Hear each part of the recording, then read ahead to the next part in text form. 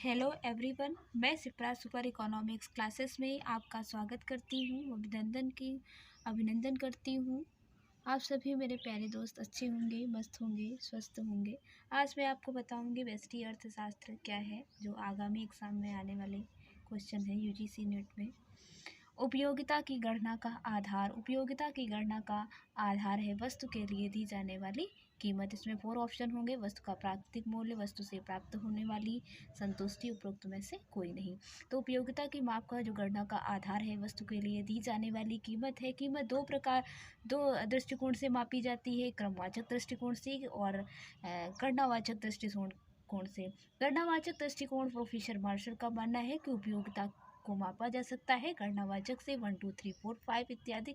इस तरीके से उपयोगिता की माप की जा सकती है। क्रमवाचक दृष्टिकोण प्रोफेसर हिग्स पैरेटो आदि का मानना है कि जो उपयोगिता की माप की जाती है क्रमवाचक दृष्टिकोण के अकॉर्डिंग की जाती है। यानी उपयोगिता की जो माप की गणना है 2 भागों में विभाजित की गई है, और एक क्रमवाचक दृष्टिकोण, दूसरा है आपका गणनावाचक दृष्टिकोण। ओके, नेक्स्ट क्वेश्चन है आपका उपयोगिता से अभिप्राय। उपयोगिता से अभिप्राय है। उपयोगिता से अभिप्राय क्या है? वस्तु का निरपेक्ष मूल्य, वस्तु का सापेक्ष मूल्य, आवश्यकता की संतुष्टि की शक्ति, उपयुक्त सभी। इसमें जो आपका आंसर होगा मेरे प्यारे दोस्तों, आवश्यकता की संतुष्टि की शक्ति। इसमें आपका ए आंसर होगा। वस्तु के लिए दी जाने वाली कीमत उपयोगिता गणना का आधार है। ओके, नेक्स्ट आपका क्वेश्चन है क्वेश्चन नंबर 3। उपयोगिता अतिरिक्त इकाइयों के उपभोग के साथ उपयोगिता पर क्या प्रभाव पड़ता है? बढ़ती जाती है, घटती जाती है, स्थिर रहती है, परिवर्तित होती है। अतिरिक्त इकाइयों के उपभोग के साथ उपयोगिता पर क्या प्रभाव पड़ता है? ये आपका इसमें से कौन सा आंसर होगा? आंसर आपका बी होगा। घटती जाती है, यानी अतिरिक्त इकाइयों के उपभोग के साथ उपयोगिता हमारी घटती जाती है धीरे धीरे। उपयोगिता माप के दृष्टिकोण, मेरे प्यारे दोस्तों आपको क्वेश्चन दिख रहा है। उपयोगिता मापन के दृष्टिकोण निम्न में से कौन से हैं? क्रमवाचक दृष्टिकोण, क्रमवाचक, गणनावाचक, ए बी दोनों, इनमें से कोई नहीं। उपयोगिता मापन के दृष्टिकोण को 2 भागों में भी हमने बताया है कि उपयोगिता माप की गणना के आधार 2 आगे क्वेश्चन में हम आपको बता चुके हैं, तो आपको आंसर पता ही होगा। इसका आंसर आपका सी होगा। कौन सा आंसर होगा? सी। उपयोगिता मापन के दृष्टिकोण 2 प्रकार के हैं, एक क्रमवाचक है और दूसरा गणनावाचक दृष्टिकोण है आपका। ओके, नेक्स्ट क्वेश्चन आपका है, कुल उपयोगिता अधिकतम होती है जब सीमांत उपयोगिता 0 है, सीमांत उपयोगिता अधिकतम है, सीमांत उपयोगिता और औसत उपयोगिता के बराबर है, औसत उपयोगिता अधिकतम है। कुल उपयोगिता अधिकतम है जब क्या होता है? ए बी सी डी, इसमें 4 ऑप्शन है, इसमें से कौन सा ट्रू होगा? ऑप्शन ए, यानी जब कुल उपयोगिता अधिकतम है जब सीमांत उपयोगिता 0 होती है। क्या होती है? सीमांत उपयोगिता 0 होती है, तब कुल उपयोगिता अधिकतम होती है। ओके, नेक्स्ट क्वेश्चन पे आते हैं। नेक्स्ट क्वेश्चन है, एक भूखे व्यक्ति को प्रत्येक अगली रोटी कम संतुष्टि देती है। इसकी व्याख्या निम्न में से किस नियम के अंतर्गत आती है? एक भूखे व्यक्ति को प्रत्येक अगली रोटी कम संतुष्टि देती है, कम संतुष्टि देती है। इसका आंसर क्या होगा? इसका आंसर मांग का नियम, प्रतिफल का नियम, उपयोगिता हॉर्स नियम और पूर्ति का नियम। इसका आंसर हो उपयोगिता हॉर्स नियम। आंसर आपका सी होगा। ओके, आंसर कौन सा है आपका? सी है। ये क्वेश्चन मिस हो गया है। सीमांत उपयोगिता यदि 0 है तो कुल उपयोगिता होगी, कुल उपयोगिता होगी। इसका आंसर होगा आपका अधिकतम। ओके, नेक्स्ट क्वेश्चन है, कुल उपयोगिता में परिवर्तन की दर क्या कहलाती है? कुल उपयोगिता की परिवर्तन की दर क्या कहलाती है? सीमांत उपयोगिता, अतिरिक्त उपयोगिता, औसत उपयोगिता और न्यून उपयोगिता। कुल उपयोगिता में परिवर्तन की दर कहलाती है इसमें 4 ऑप्शन है, आपका जो ट्रू होगा वो है सीमांत उपयोगिता। कुल उपयोगिता में परिवर्तन की दर क्या कहलाती है? सीमांत उपयोगिता कहलाती है। ओके, नेक्स्ट क्वेश्चन आपका है क्वेश्चन नंबर 10। उपभोक्ता का पूर्ण तृप्ति बिंदु वहाँ होता है जहाँ सीमांत उपयोगिता होती है शून्य, घटती हुई, बढ़ती हुई या स्थिर। इसका आंसर क्या होगा? इसका आंसर है आपका ए, शून्य होती है। और सीमांत उपयोगिता हाश नियम के प्रतिपादक कौन थे? सीमांत उपयोगिता हॉस नियम गोसेन, मार्शल, फ्रेजर, इनमें से कोई नहीं। सीमांत उपयोगिता हॉस नियम के जो प्रतिपादक हैं गोसेन है, उन्होंने इस नियम का प्रतिपादन किया था। ओके, कुल उपयोगिता तथा सीमांत उपयोगिता के बीच संबंध से संबंधित निम्नलिखित कथनों पर विचार कीजिए। जब कुल उपयोगिता अधिकतम होती है तो सीमांत उपयोगिता शून्य होती है। जब कुल उपयोगिता घटती हुई दर से बढ़ रही होती है तो सीमांत उपयोगिता घट रही होती है लेकिन धनात्मक होती है।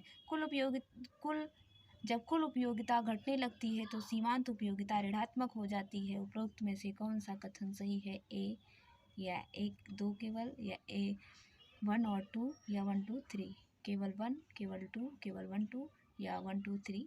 उपयुक्त में से कौन सा आंसर आपका होगा? आंसर नंबर आपका डी होगा। इसमें तीनों सही है कि जब कुल उपयोगिता अधिकतम होती है तो सीमांत उपयोगिता शून्य होती है।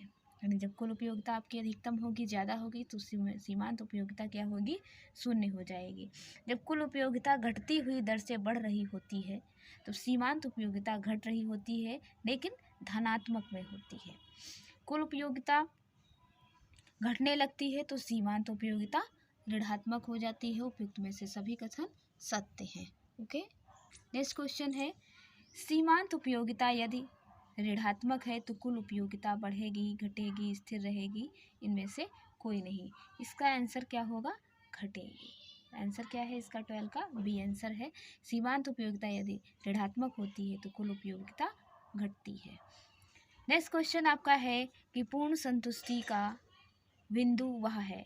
पूर्ण संतुष्टि का बिंदु वह है जब कुल उपयोगिता अधिकतम तथा सीमांत उपयोगिता शून्य है, जब कुल उपयोगिता बढ़ती है तथा सीमांत उपयोगिता घटती है, जहाँ कुल उपयोगिता स्थिर रहे तथा सीमांत उपयोगिता बढ़ती रहे, जहाँ कुल उपयोगिता अधिकतम है तथा सीमांत उपयोगिता बढ़ती है।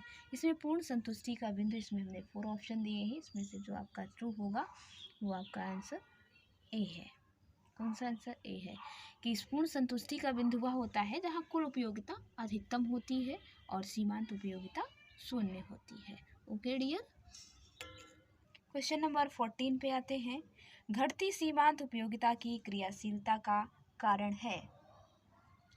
इच्छाएं अनंत होती हैं, विभिन्न वस्तुएं पूर्ण स्थानापन्न होती हैं, वे दोनों उपरोक्त में से कोई नहीं। घटती सीमांत उपयोगिता क्रियाशीलता का कारण क्या है? इसमें 4 ऑप्शन है, इसमें से ट्रू आपको आंसर का ऑप्शन होगा सी, ए, बी दोनों। इच्छाएं अनंत होती हैं क्योंकि मनुष्य की आवश्यकताएं अनंत होती हैं, इनके पूर्ति के लिए मनुष्य आर्थिक प्रयत्न करते हैं क्योंकि इच्छाएं कभी व्यक्ति की समाप्त ही नहीं होती हैं। विभिन्न वस्तुएं एवं पूर्ण स्थानापन्न होती हैं, अनेक प्रकार की जो वस्तुएं होती हैं वो स्थानापन्न होती हैं। नेक्स्ट क्वेश्चन आपका है उपयोगिता का क्रमवाचक दृष्टिकोण निम्न में से किसके द्वारा प्रतिपादित किया गया है? उपयोगिता का क्रमवाचक दृष्टिकोण निम्न में से किसके द्वारा प्रतिपादित किया गया है? अभी नेक्स्ट क्वेश्चन में आपको बताए हैं उपयोगिता का क्रमवाचक दृष्टिकोण मार्शल, फ्रेजर, हिक्स और पैरेटो। क्रमवाचक का कौन सा आंसर आपका होगा सही? आंसर नंबर सी, हिक्स है। नेक्स्ट क्वेश्चन है क्रमवाचक दृष्टिकोण के अनुसार उपयोगिता का विचार है वस्तुगत, व्यक्तिगत, आरंभिक और काल्पनिक। इसका आंसर आपका बी होगा। क्रमवाचक दृष्टिकोण के अनुसार उपयोगिता का जो विचार है ये व्यक्तिगत होता है। ओके, नेक्स्ट क्वेश्चन आपका है 17। निम्नलिखित कथनों पर विचार कीजिए। किसी वस्तु की मांग उस वस्तु में छिपी उपयोगिता के कारण ही उत्पन्न होती है। उपयोगिता की धारणा वास्तव में एक आत्मनिष्ठ अथवा अंतर्दर्शी धारणा है। उपयोगिता और दृष्टिकोण में बहुत समानता होती है। उपरोक्त कथनों में से कौन सा कथन सही है? ओके, ए केवल ए, बी का है 2 और सी का है 1 2 और डी का है 1 2 3। इसमें से 17 का कौन सा आंसर होगा? आंसर नंबर सी होगा आपका, 1 और 2। यानी किसी वस्तु की मांग जब वस्तु में छिपी उपयोगिता के कारण ही उत्पन्न होती है। उपयोगिता की धारणा वास्तव में एक आत्मनिष्ठ अथवा अंतर्दर्शी धारणा है। ओके, नेक्स्ट क्वेश्चन पे आते हैं हम। समसीमांत उपयोगिता नियम निम्न में से किसके द्वारा प्रतिपादित किया गया है? समसीमांत उपयोगिता हॉर्स नियम किसके द्वारा प्रतिपादित है? Marshall, Goschen, Fraser, Pareto. Goschen के द्वारा प्रतिपादित किया गया है समसीमांत उपयोगिता हॉर्स नियम। ओके, समसीमांत उपयोगिता नियम की मान्यता है उपभोक्ता की आय सीमित है, पूर्ण प्रतियोगिता तथा वस्तु की कीमतें दी हुई व स्थिर हैं, मुद्रा की सीमांत उपयोगिता स्थिर है। उपरोक्त कथन में से कौन सा सही है? ए का 1 2 2 3 1 2 3 इनमें से कोई नहीं। आपका जो आंसर होगा सी 1 2 3 1 2 3। समसीमांत उपयोगिता की मान्यता है कि उपभोक्ता की आय सीमित है, पूर्ण प्रतियोगिता तथा वस्तु की कीमतें दी हुई स्थिर हैं, मुद्रा की सीमांत उपयोगिता स्थिर है। आपका आंसर है 1 2 3, आंसर आपका सी होगा। ओके डियर, नेक्स्ट क्वेश्चन है आपका, निम्नलिखित में से कौन सा गोसेन का द्वितीय नियम कहलाता है? कौन सा द्वितीय नियम गोसेन का कहलाता है? सीमांत उपयोगिता हॉर्स नियम, एंजिल का उपभोग नियम, उपभोक्ता अतिरिक्त सिद्धांत, समसीमांत उपयोगिता। इसमें गोसेन का द्वितीय नियम कौन सा कहलाता है? समसीमांत उपयोगिता नियम। समसीमांत उपयोगिता नियम को क्या कहते हैं? गोसेन का सेकंड नियम कहते हैं। ओके, उदासीनता वक्र के संबंध में असत्य कथन कौन सा है? उदासीनता वक्र कभी भी एक दूसरे को नहीं काटते हैं। उदासीनता वक्र कभी समांतर नहीं होते हैं। उदासीनता वक्र मूल बिंदु के उन्नतोदर होते हैं। उदासीनता वक्र कभी अक्षों को स्पर्श नहीं करते हैं। इसका आंसर आपका बी होगा। उदासीनता वक्र के संबंध में असत्य कथन को पहचाना गया है। इसमें उदासीनता वक्र कभी समानांतर नहीं होते, ये आपका आंसर होगा। नेक्स्ट क्वेश्चन होगा आपका, एक उच्च उदासीनता वक्र बताता है उच्च संतुष्टि स्तर को, निम्न संतुष्टि स्तर को, स्थिर संतुष्टि स्तर को, सामान्य संतुष्टि स्तर को। इसमें 4 ऑप्शन है मेरे प्यारे दोस्तों। इसमें से आपका कौन सा ट्रू होगा कि एक उच्च उदासीनता वक्र क्या बताता है? आंसर आपका होगा ए, उच्च संतुष्टि स्तर को। नेक्स्ट क्वेश्चन है, उदासीनता वक्र के संबंध में सत्य कथन कौन सा है? उदासीनता वक्र सदैव अक्षों को स्पर्श करते हैं। उदासीनता वक्र सदैव समानांतर होते हैं। उदासीनता वक्र एक दूसरे को कभी नहीं काटते हैं। उदासीनता वक्र सदैव एक दूसरे को काटते हैं। आपका जो 23 का क्वेश्चन का आंसर होगा सी, उदासीनता वक्र एक दूसरे को कभी नहीं काटते हैं। ये आपका कथन सत्य होगा। नेक्स्ट क्वेश्चन है, उदासीनता वक्र का प्रत्येक बिंदु दर्शाता है समान संतुष्टि, असमान संतुष्टि, अधिकतम संतुष्टि, कम संतुष्टि। इसमें से आपका 24 का आंसर होगा ए, समान संतुष्टि। उदासीनता वक्र का जो प्रत्येक बिंदु क्या दर्शाता है? समान संतुष्टि दर्शाता है। नेक्स्ट क्वेश्चन है आपका क्वेश्चन नंबर 24, उदासीनता वक्रों का स्पर्श होना आवश्यक नहीं है, अलग, असंख्य, समानांतर, ये सभी। 25 का आंसर होगा सी, समानांतर। उदासीनता वक्रों का परस्पर समानांतर होना आवश्यक नहीं है। नेक्स्ट क्वेश्चन है आपका 26, उदासीनता वक्रों की उन्नतोदरता दोनों वस्तुओं पर निर्भर करती है, समानता, स्थानापन्नता, सापेक्षिकता, इनमें से कोई नहीं। 26 का आंसर होगा बी, स्थानापन्नता। 27 पे आते हैं, उदासीनता वक्र किस और नीचे की तरफ झुके हुए होते हैं, बाईं और दाईं ओर, ये भी दोनों इनमें से कोई नहीं। आपको क्वेश्चन दिख रहा है मेरे प्यारे दोस्तों, इसका आंसर होगा 27 का बी, दाईं ओर। उदासीनता वक्र जो है वो नीचे की तरफ, दाईं की तरफ झुकता हुआ होता है उदासीनता वक्र। हम आगे आपको वीडियो बनाएंगे, इसमें उदासीनता वक्र के बारे में डिटेल बताएंगे, तो आप ऐसे ही वीडियोस को देखने के लिए हमारे चैनल को लाइक करें, सब्सक्राइब करें और शेयर करें। ओके, नेक्स्ट क्वेश्चन है, उदासीनता वक्र विश्लेषण की मान्यता के विषय में निम्न में से असत्य कथन है। उपभोक्ता विवेकपूर्ण व्यवहार करता है, उपयोगिता को गणितीय रूप में मापा जा सकता है, उपभोक्ता संगत व्यवहार करते हैं, उपरोक्त में से कोई नहीं। तो 25 का जो आंसर होगा बी, उपयोगिता को गणितीय रूप में मापा जा सकता है। ओके, नेक्स्ट क्वेश्चन है, उपभोक्ता के उदासीनता मानचित्र में कितने उदासीन वक्र हो सकते हैं? 2, 7, 5 और असंख्य। उपभोक्ता के उदासीनता मानचित्र में उदासीनता वक्र असंख्य हो सकते हैं। ओके, नेक्स्ट क्वेश्चन है आपका 30 क्वेश्चन नंबर, दो वस्तुओं की वैकल्पिक इकाइयों की परस्पर विनिमय दर होती है। उदासीनता की दर, सीमांत प्रतिस्थापन दर, हर्षमान सीमांत दर, इनमें से कोई नहीं। सीमांत प्रतिस्थापन दर, इसका आंसर आपका बी होगा। यानी दो वस्तुओं की वैकल्पिक इकाइयों को परस्पर विनिमय जो दर होती है वो सीमांत प्रतिस्थापन दर होती है।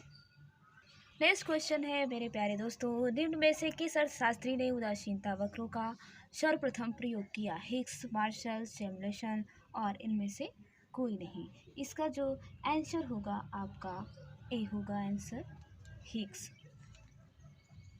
हिग्स ने उदासीनता वक्रों का सबसे पहले प्रयोग किया था। यदि दो वस्तुएं एक दूसरे के पूरक हैं तो उनका उदासीनता वक्र होगा एम आकार का, एल आकार का, सी आकार का, इनमें से कोई नहीं। इसका जो आंसर होगा बी, एल आकार का। यदि दो वस्तुएं एक दूसरे के पूरक होती हैं तो उनका जो उदासीनता वक्र होता है वो एल आकार का होता है। यदि दो उदासीनता वक्र एक दूसरे को काटे तो काटने वाले बिंदु पर उदासीनता वक्र किस प्रकार के संतुष्टि प्रदान करते हैं? आसमान समान, अधिक या एक दूसरे से अधिक। 33 का आंसर है सी, समान।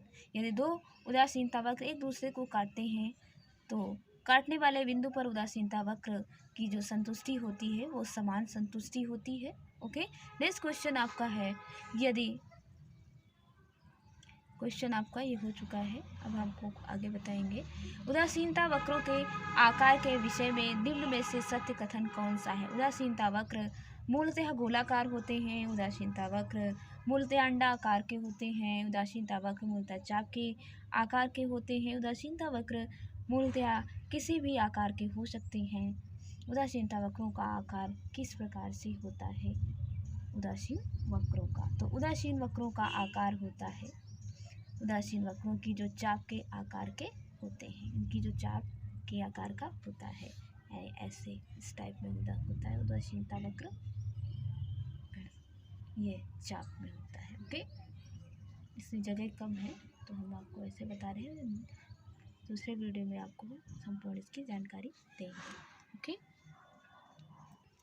क्वेश्चन नंबर 35 है, निम्नलिखित में से कौन सा कथन उदासीनता वक्र विश्लेषण की मान्यता के विषय में असत्य है? असत्य कथन की खोज करना है आपको। उपभोक्ता का व्यवहार वेगशील होता है, उपयोगिता की संख्यात्मक माप संभव नहीं है, उपभोक्ता केवल दो वस्तुओं एक्स वाई का वैकल्पिक संयोग लेता है, उपभोक्ता किसी भी वस्तु के उपभोग से पूर्णतया संतुष्ट होता है। 35 का जो आप आंसर होगा टी, उपभोक्ता किसी भी वस्तु के उपभोग से पूर्णतया संतुष्ट होता है, ये आपका आंसर होगा डी। नेक्स्ट क्वेश्चन है, उदासीनता वक्र को निम्नलिखित में से किस नाम से जाना जाता है? समान संतुष्टि वक्र, सम उपयोगिता वक्र, ये भी दोनों, या समुत्पाद वक्र। 36 का आंसर होगा ए, समान संतुष्टि वक्र। उदासीनता वक्र को किस नाम से जाना जाता है? समान संतुष्टि वक्र के नाम से जाना जाता है।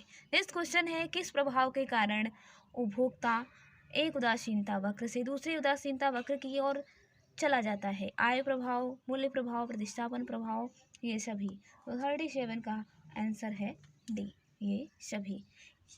यानी उपभोक्ता एक उदासीनता वक्र से दूसरी उदासीनता की ओर चला जाता है। इसमें आय प्रभाव, मूल्य प्रभाव, प्रतिस्थापन प्रभाव उपरोक्त आपके सभी कथन हैं। नेक्स्ट क्वेश्चन होगा आपका, उदासीनता वक्र की विशेषता के विषय में असत्य कथन कौन सा है? उदासीनता वक्र बाएं से दाएं नीचे की ओर गिरते हैं। उदासीनता वक्र क्षैतिज वक्र के रूप में होते हैं और दो उदासीनता वक्र एक दूसरे को नहीं काटते हैं। उदासीनता वक्र मूल बिंदु की ओर ऊर्ध्वाधर होते हैं। इसका जो 38 का आंसर है बी है। उदासीनता वक्र क्षैतिज वक्र के रूप में होते हैं। उदासीनता वक्र की विशेषता असत्य, इसमें से सर्च करना है कि कौन सा असत्य है। तो इसका आंसर आपका होगा उदासीनता वक्र क्षैतिज वक्र के रूप में होता है। ये आपका आंसर है इस क्वेश्चन के अकॉर्डिंग।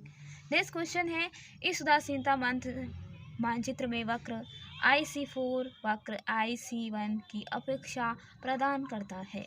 ये अंगूर है और ये केले हैं। उदासीनता वक्र में है IC1, IC2, IC3, IC4। ये कम संतुष्टि जो IC4 है और IC1 ये कम अपेक्षा प्रदान करता है। जो मानचित्र ये उदासीनता ये वक्र है और इस मानचित्र में दर्शाया गया है कि IC4 और IC1 क्या कम संतुष्टि, समान संतुष्टि, अधिकतम संतुष्टि या बहुत कम संतुष्टि प्रदान करता है। तो 39 का आंसर होगा सी, अधिकतम संतुष्टि दर्शाता है IC1 और IC4। जो ये रेखाएं हैं आपकी, ये अधिकतम संतुष्टि प्रदर्शित करती हैं। नेक्स्ट क्वेश्चन होगा आपका, उदासीनता वक्र में सीमांत प्रतिस्थापन की दर।